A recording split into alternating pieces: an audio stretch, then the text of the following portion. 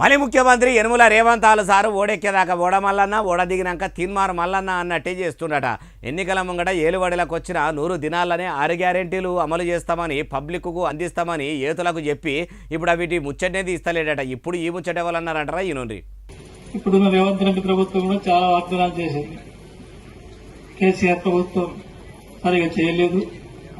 మేము వస్తే మీకు 12,500 ఇస్తాం, ఆయన రైతులకు ఇచ్చాడు, మేము కూలీలు కూడా ఇస్తామన్నారు. ఇప్పుడు కూలీలకు రైతులకు బంద్ అయిపోయింది. రైతులకు రావట్లేదు, కూలీలకు రావట్లేదు.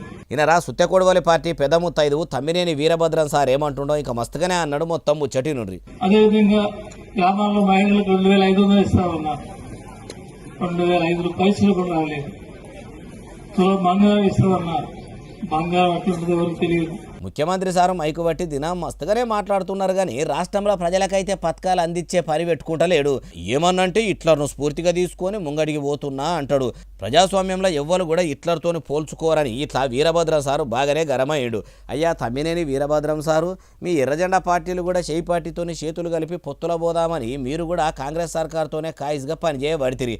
మరి ఇదే ముచ్చట ఎన్నికల ముంగడ తెలియదా సారు? ఏలుబడిలకు వచ్చినాక అన్నీగా పెడతాడని అంటుండ్రు.